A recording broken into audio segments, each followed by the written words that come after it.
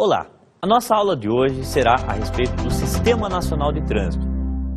Mas primeiro é necessário que a gente tenha noção do que significa essa expressão sistema.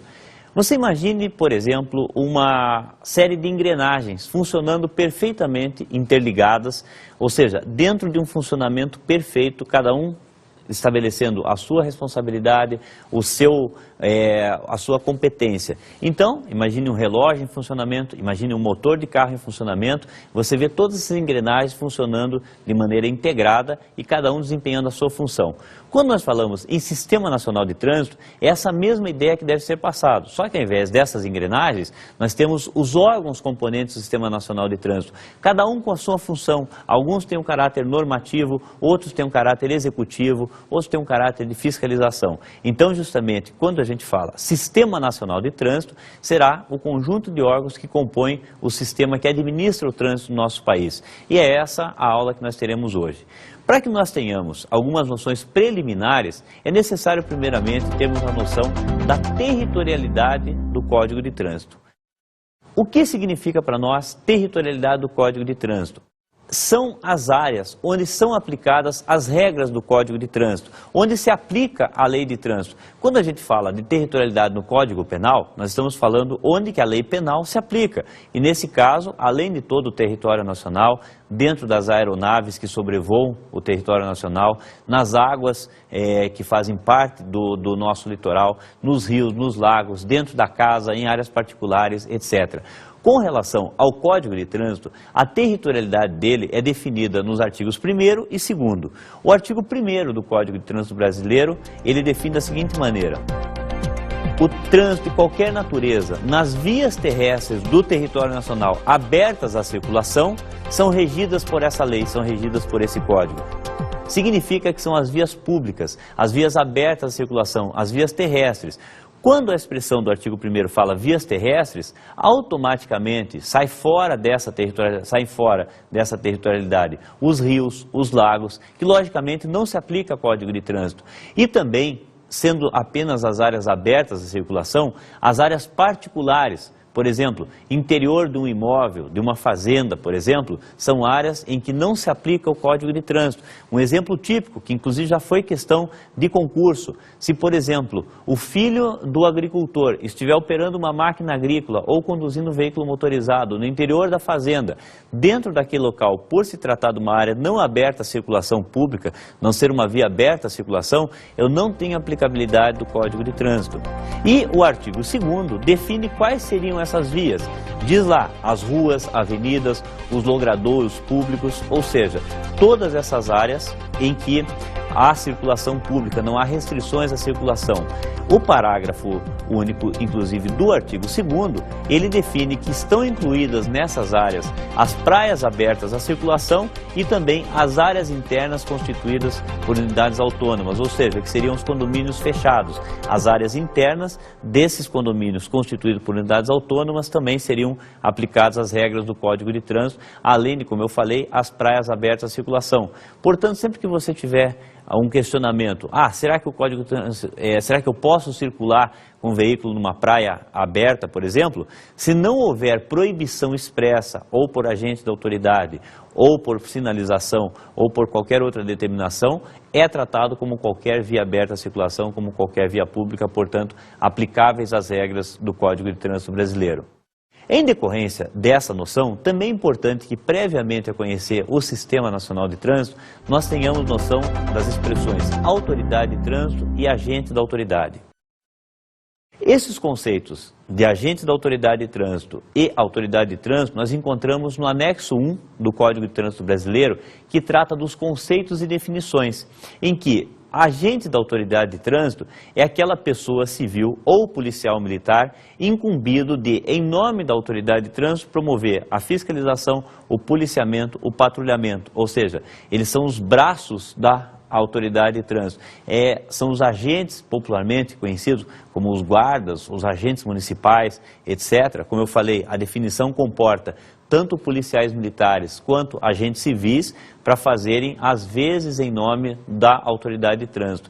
E a definição da autoridade de trânsito, também encontrada no anexo 1 do Código de Trânsito Brasileiro, é o dirigente máximo de órgão ou entidade executiva integrante do Sistema Nacional de Trânsito ou pessoa por ele expressamente credenciada. Agente da autoridade de trânsito, pessoa civil ou policial militar, credenciada pela autoridade de trânsito para o exercício das atividades de fiscalização, operação, policiamento ostensivo de trânsito ou patrulhamento. O Sistema Nacional de Trânsito, ele possui um conceito que se encontra no artigo 5º do Código de Trânsito Brasileiro.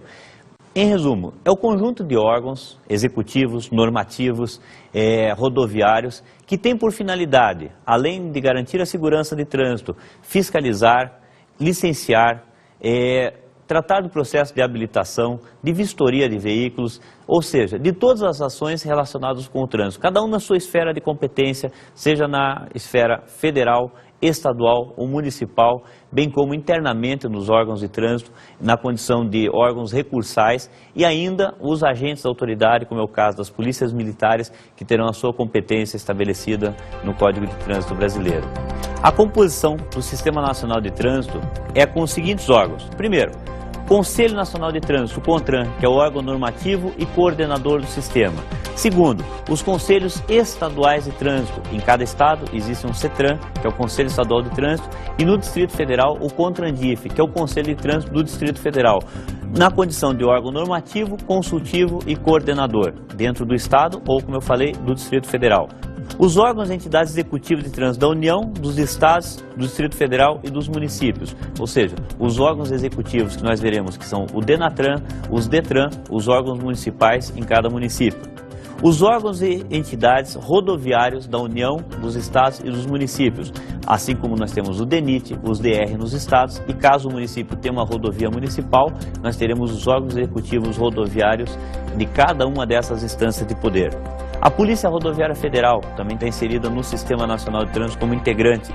As polícias militares dos estados e do Distrito Federal, essas agindo como agentes da autoridade de trânsito, como eu falei, que são os dirigentes dos órgãos executivos que nós acabamos de ver. As juntas administrativas de recurso de infrações, as JARI, em cada órgão executivo ou executivo rodoviário, haverá uma JARI que terá a competência de julgar as penalidades aplicadas pelas autoridades de trânsito, que, como eu falei anteriormente, são os dirigentes dos órgãos executivos. Competência de cada órgão componente do Sistema Nacional de Trânsito. Nós vimos, agora há pouco, a composição do Sistema Nacional de Trânsito e agora nós veremos a competência de cada um desses órgãos de trânsito, iniciando pelo CONTRAN, o Conselho Nacional de Trânsito. O CONTRAN, Conselho Nacional de Trânsito, é o órgão normativo máximo e coordenador do sistema. As suas competências estão no artigo 12, o qual vocês deverão fazer a leitura de cada uma dessas competências que se encontram elencadas no artigo 12 do Código de Trânsito Brasileiro. Mas para que haja uma noção genérica e até por uma facilidade de lembrança, basta você recordar que é o CONTRAN. Ele tendo essa competência normativa, ele literalmente legisla, regulamentando o dispositivo do Código de Trânsito. Então é bastante comum, é tradicional, eu mesmo nas aulas e vocês nos estudos, fazemos referências à resolução número tal do CONTRAN, a resolução número 168 do CONTRAN regulamenta o processo de habilitação do condutor, a resolução 149 trata do processo administrativo de defesa e indicação do condutor. Então esse papel do CONTRAN de normatizar, de literalmente legislar em relação à matéria trânsito, é conferida pelo próprio Código de Trânsito. E é por esse motivo que ele é considerado o órgão, além de coordenador do sistema, o órgão normativo máximo do sistema, porque é ele que estabelece normas de caráter administrativo para o funcionamento do sistema. O CONTRAN também reserva uma competência em relação a recurso administrativo, porque ele será a última instância recursal em se tratando de órgão da União, ou seja, Polícia Rodoviária Federal ou do DENIT, para infrações de natureza gravíssima. Então, o CONTRAN também tem esse papel julgador no sistema administrativo, do processo administrativo, ele terá essa competência. Reforçando, portanto, as competências do CONTRAN, elencadas individualmente, você encontra no artigo 12 do Código de Trânsito Brasileiro. Os CETRAN ou o CONTRANDIF. Como eu falei, o CONTRANDIF, na verdade, ele é o CETRAN, o Conselho de Trânsito do Distrito Federal. Porque o Distrito Federal tem essa peculiaridade, que na verdade é uma área que se encontra dentro de um estado, portanto lá nós temos o DETRAN do Distrito Federal e o CETRAN do Distrito Federal, chamado CONTRANDIF, diferenciado do DETRAN de Goiás ou do CETRAN de Goiás, que é a unidade da federação em que o Distrito Federal se encontra inserido. Então, apenas essa peculiaridade. Mas vamos considerar, portanto, para fins didáticos, que o CONTRANDIF é o CETRAN do Distrito Federal. CETRAN, Conselho Estadual de Trânsito, cada unidade da federação tem o seu conselho, que além desse caráter normativo, seguindo os mesmos parâmetros do CONTRAN, só que dentro da unidade da federação e, logicamente, não podendo contrariar as normas do CONTRAN, que valem para todo o território nacional, tem esse papel normativo, consultivo e julgador.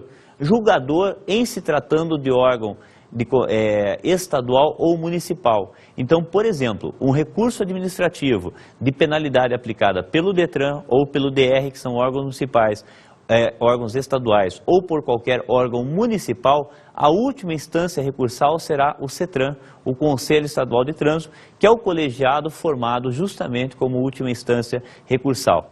As competências que você deverá fazer o estudo, especificamente e de maneira individual, elas se encontram no artigo 14 do Código de Trânsito, onde traz, como eu falei, traz elencadas todas as competências do CETRAN e do CONTRANDIF.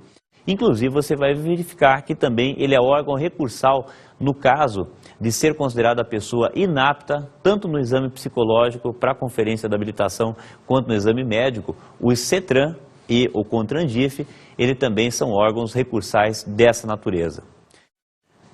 Como vimos na composição, há os órgãos executivos, iniciando pelo órgão executivo da União, que é denominado DENATRAN. Vocês não encontrarão na lei, no Código de Trânsito, as expressões DENATRAN e nem DETRAN.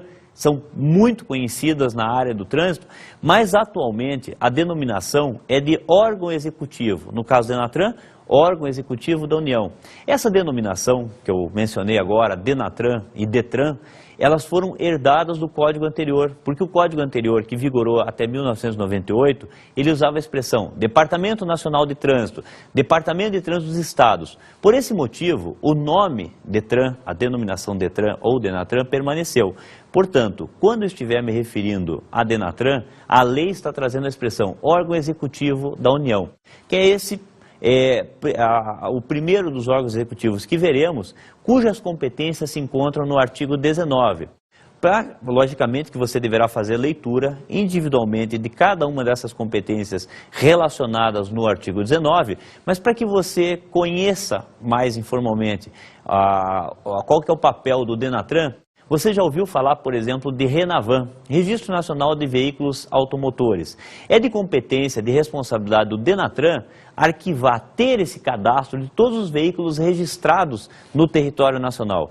Quando um fabricante inventa um carro, fabrica um carro novo, por exemplo, ou faz a importação de um carro, para que esse carro possa ser registrado, você possa comprar e registrar esse carro, ele tem que ser homologado junto ao DENATRAN. Ele deve receber um RENAVAN, um registro nacional. É como se fosse a certidão de nascimento desse carro. Ele é submetido a esse processo de homologação e recebe o RENAVAN. Quem cuida desse cadastro é o DENATRAN ou o órgão executivo da União, cuja competência está no artigo 19. Outro exemplo, você já ouviu falar de RENACH, Registro Nacional de Carteiras de Habilitação ou de Condutores Habilitados. Ambas as expressões traduzidas dessa sigla estão corretas, uma delas você encontra no anexo 1 do Código de Trânsito Brasileiro, conceitos e definições, e outra no próprio artigo 19, o RENACH, Registro Nacional de Carteira de Habilitação ou de Condutores Habilitados. Cada pessoa que venha obter a carteira de habilitação terá o seu registro controlado e registrado junto ao DENATRAN. Esse registro chamado RENACH, como eu falei. Então, é atribuição do DENATRAN ter esse registro controlado, até porque eventualmente você pode mudar o teu domicílio ou residência para qualquer uma das unidades da federação, ou seja, para qualquer estado da federação, que esse registro vai te acompanhar. Portanto, quem detém esse registro é o Denatran. Você já ouviu falar também do RENAINF, Registro Nacional de Infrações de Trânsito. É aquilo que permite que os órgãos de trânsito notifiquem você na sua residência do registro do seu veículo, mesmo quando você comete infração em outra unidade da federação. Você também vai encontrar essa competência no artigo 19, que é de responsabilidade do Denatran ou do órgão executivo da União. Então, esses rápidos exemplos, além daqueles que você deverá fazer leitura em todos os incisos do artigo 19, são alguns exemplos das atribuições do Denatran, ou como diz a lei, o órgão executivo máximo da União. Nos estados, nós temos os órgãos executivos estaduais, como eu falei, popularmente conhecidos por DETRAN, justamente porque essa denominação DETRAN, ela foi herdada do código anterior. Mas, logicamente, para fins de você gravar e você saber o que diz a lei, a expressão utilizada é órgão executivo do Estado. Quando alguém falar DETRAN, você já sabe que na lei você vai encontrar no artigo 22, órgão executivo estadual. E como eu falei, as atribuições dos órgãos executivos estaduais, elas se encontram relacionadas no artigo 22, o qual você deverá fazer a leitura individual de cada uma delas, para que você grave bem. Mas para que nós tenhamos a noção mínima do que é esse órgão executivo estadual. É o DETRAN, por exemplo, que é o responsável por todo o processo de habilitação, suspensão do direito de dirigir, é ele que trata da carteira de habilitação da pessoa, desde o seu processo de formação até a conferência desse documento e, eventualmente, a suspensão ou até a cassação desse documento, por exemplo. O documento de habilitação para veículos motorizados. É importante ressaltar isso. O DETRAN cuida do documento de habilitação para a condução de veículos motorizados, veículos automotores, porque nós veremos em seguida, depois, a competência do órgão executivo municipal, que daí é para os veículos não motorizados.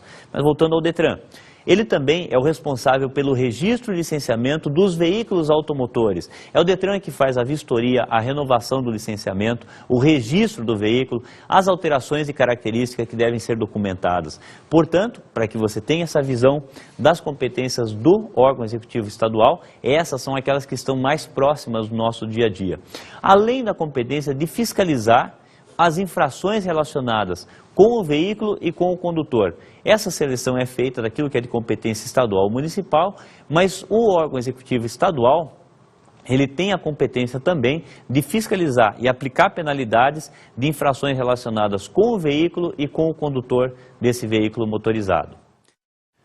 Temos também os órgãos executivos municipais. Até a vigência do Código de Trânsito Brasileiro, em 1998, aliás, ele começou a vigorar no dia 22 de janeiro de 1998, para que não haja dúvida com relação a essa data. Até então, nós não tínhamos as figuras dos órgãos executivos municipais. E aqui, inclusive, que você, cidadão, você, aluno, você percebe que na sua cidade, cada órgão executivo vai ter uma denominação. Então, por exemplo, se você é de Belo Horizonte, você vai ter a BH Trans. Se você é de São Paulo, vai ter a CET, a Companhia de Engenharia de Tráfego, a mesma coisa no Rio de Janeiro. Se você é de Curitiba, nós temos a URBS Diretran. Então, como a lei usa a expressão órgão executivo municipal, ela não diz o nome.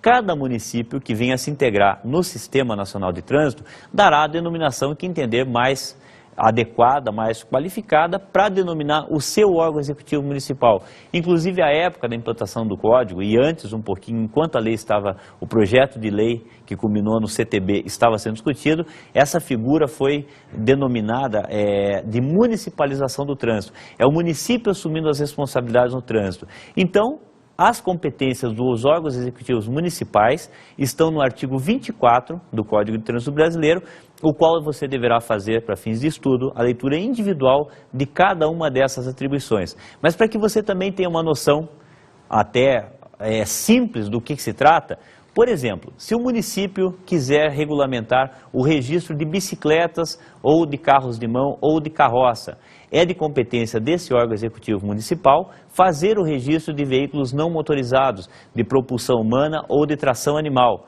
Lembra que o órgão executivo estadual tinha a responsabilidade de fazer a mesma coisa para veículos motorizados, veículos automotores.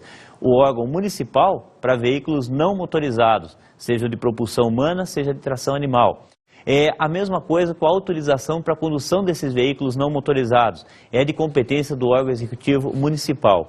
E para fins de fiscalização, ele é responsável por fiscalizar as infrações relacionadas ao estacionamento, à parada e à circulação de veículos. Ou seja, o órgão executivo municipal também tem a competência de, através dos seus agentes da autoridade, que nós já qualificamos, já conceituamos o que significa, poderá fazer a fiscalização das regras relacionadas com estacionamento, parada e circulação.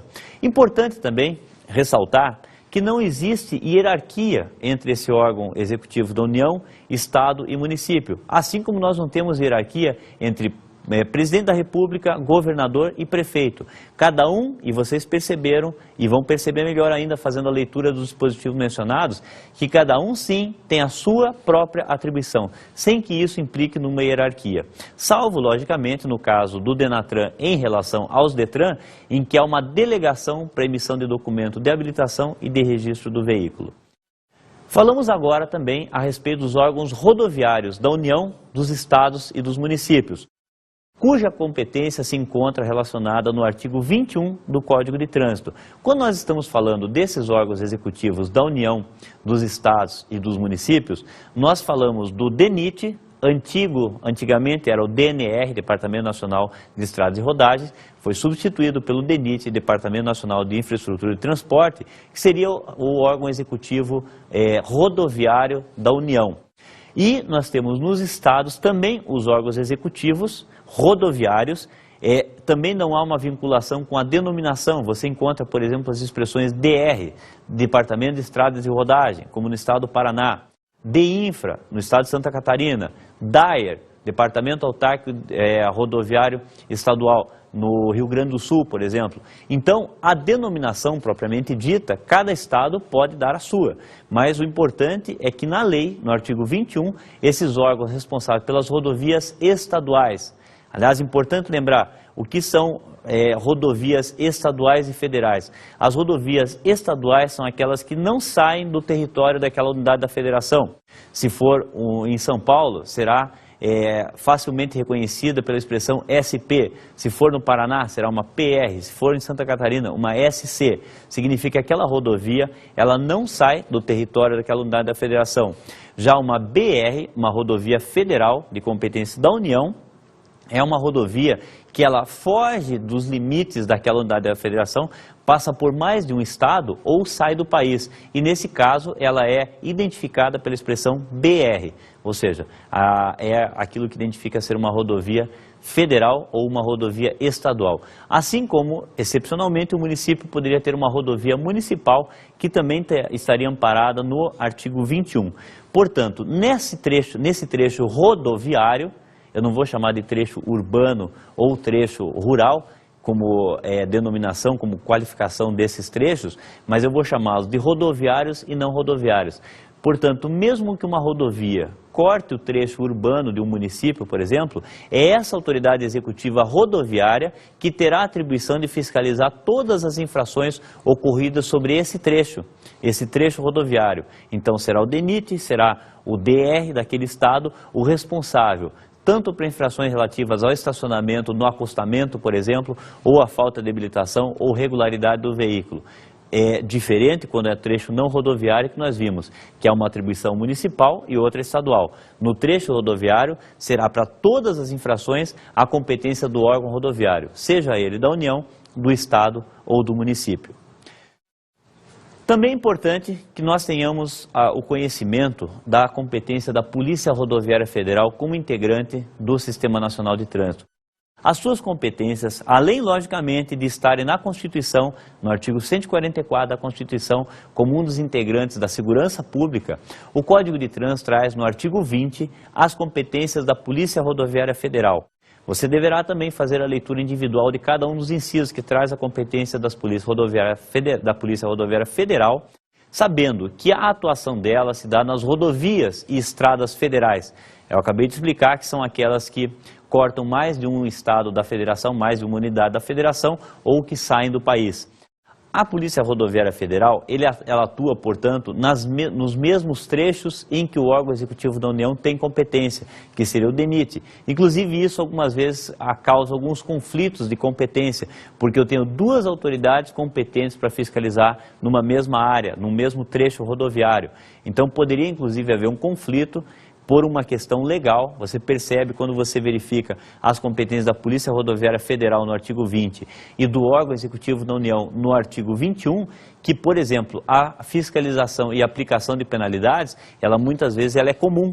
Então, há um conflito em relação a essas atribuições da Polícia Rodoviária Federal e do órgão executivo da União, rodoviário da União, por eles estarem atuando no mesmo trecho de rodovia federal e com competências para fiscalizar e aplicar penalidades de todas as infrações de trânsito. As polícias militares, elas integram também o Sistema Nacional de Trânsito.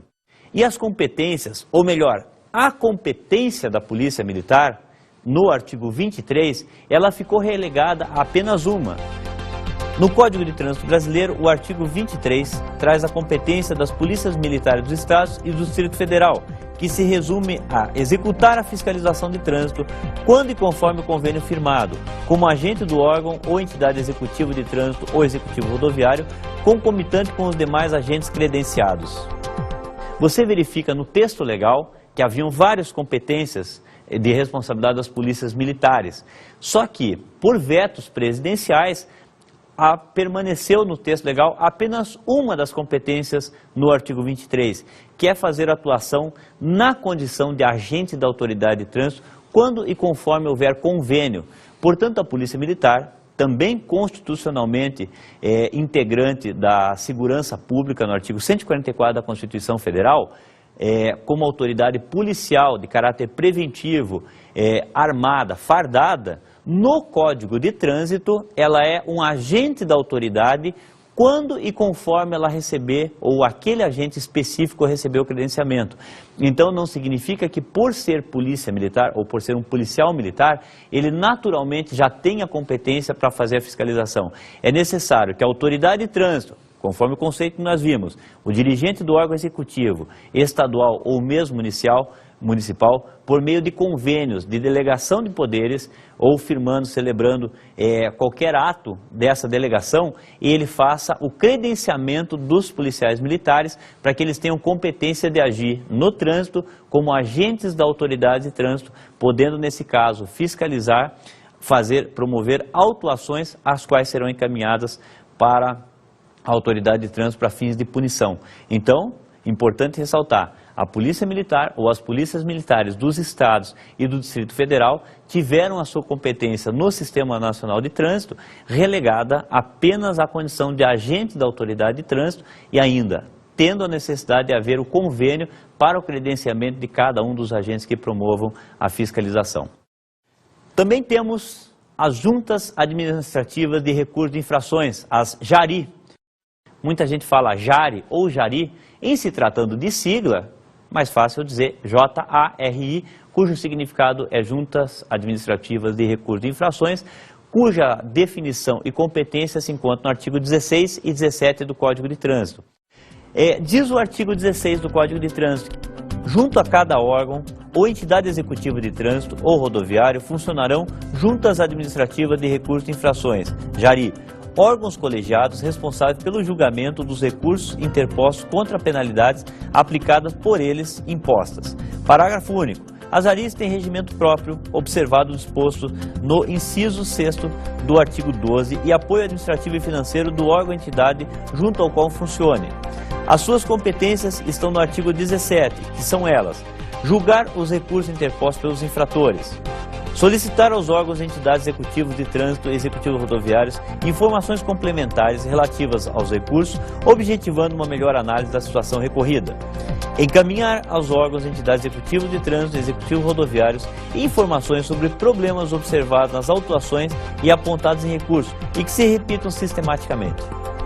Junto a cada órgão executivo ou executivo rodoviário serão criadas JARI, Juntas Administrativas de Recursos de Infrações, cuja competência é justamente analisar as penalidades aplicadas pelas autoridades de trânsito, pelos dirigentes daquele órgão ao qual ela compõe. Então, cada órgão executivo ou executivo rodoviário que nós acabamos de ver, seja ele o DETRAN, seja ele o DR, como órgão executivo rodoviário, seja o órgão executivo municipal, em cada um desses órgãos executivos ou executivos rodoviários, nós teremos JARIs, ou juntas administrativas de recurso de infrações, que justamente no processo administrativo serão a instância recursal das penalidades que foram aplicadas pela autoridade de trânsito, qual seja o dirigente do órgão executivo ou executivo rodoviário. E no artigo 17, você deverá fazer a leitura de cada uma das atribuições das JARI, das Juntas Administrativas de Recursos de Infrações. Portanto, essa foi a composição, o conceito, o funcionamento do Sistema Nacional de Trânsito, que foi a nossa aula de hoje. A nossa aula de hoje sobre o Sistema Nacional de Trânsito, seu conceito, sua composição, você deverá fazer o estudo dos primeiros artigos do Código de Trânsito, onde traz a composição, os conceitos do Sistema Nacional de Trânsito, a noção de territorialidade. Os artigos foram mencionados em sala de aula e você os encontra no texto legal, fazendo a pesquisa no site do Denatran, www.denatran.gov.br. Você vai em legislação, no CTB, no Código de Trânsito Brasileiro. Lá você encontra o texto legal atualizado, ou seja, mesmo as modificações havidas com o tempo, com novas leis, você encontra a menção dessa modificação, bem como o texto que foi revogado, grifado sobre ele. Então, para fins de estudo, é a fonte que você deve recorrer. E, importante, em cada uma das competências você fazer a leitura das competências de cada um dos dispositivos legais mencionados, para que você tenha um conhecimento pleno do Sistema Nacional de Trânsito, da competência de cada um dos seus órgãos, das suas atribuições, e para que você, através dos exemplos que a gente deu, você consiga saber aquilo que se encontra na lei e aquilo que é de conhecimento popular. Muito bom estudo a todos os alunos e obrigado pela atenção.